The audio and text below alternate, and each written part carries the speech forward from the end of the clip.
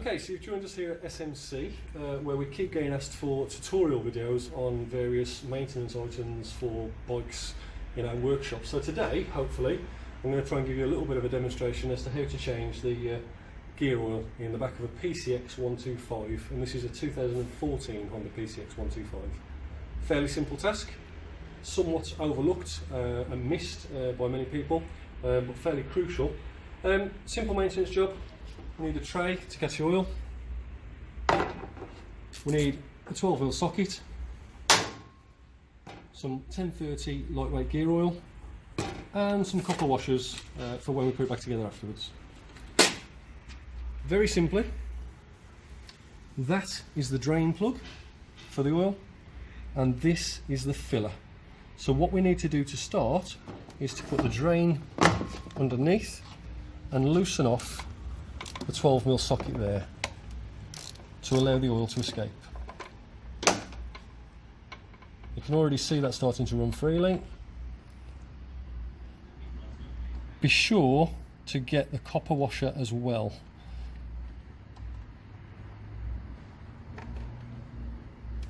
So there's your oil. There's a copper washer attached to it.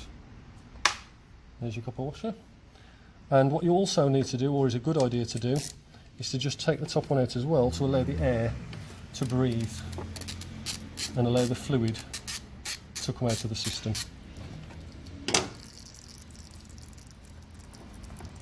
Don't get them mixed up, they are different threads. Right, so we've now drained the system, and what we've got to do is start refilling it.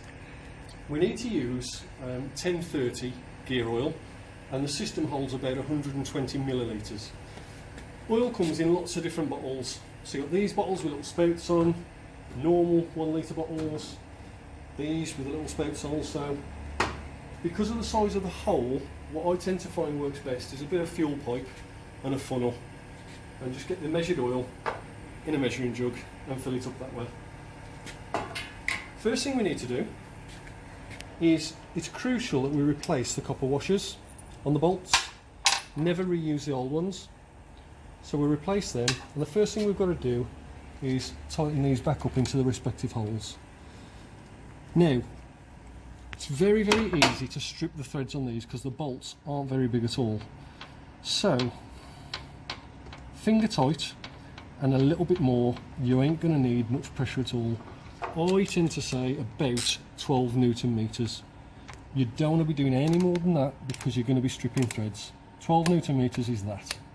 That's all you need, no more than that. Okay, so that's the drain hole filled in, so we can now get rid of that. And what we've now got to do is fill the system.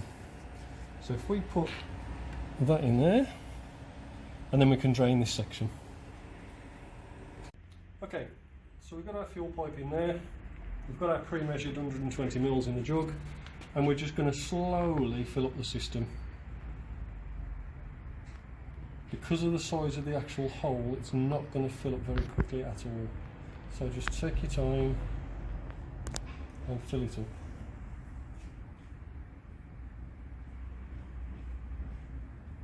While we're waiting for that, we'll just pause the video and come back in a second.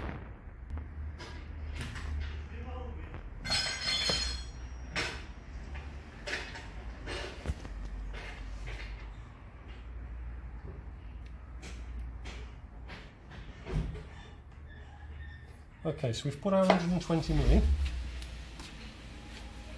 Just wait for that to drain out.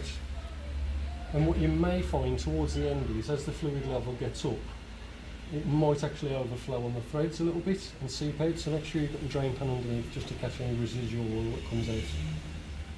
We're just waiting for that to drain. You can see how slowly that drains. So just waiting for that to drain through the system.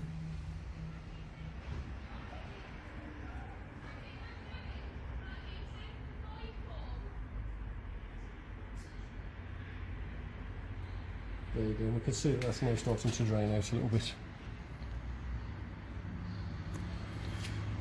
So the fluid level in there is essentially level with the threads on the hole. So what we now need to do is just give that a bit of a wipe off so we've got a clean surface. Fresh washer and your bolt. Same again, finger tight and a little bit more, or I tend to use personally 12 Newton meters, which ain't going to be far off. Any more than that and you're going to strip threads. That's your 12 Newton meters. That is your fluid change done for the final drive wheel on a PCX 125.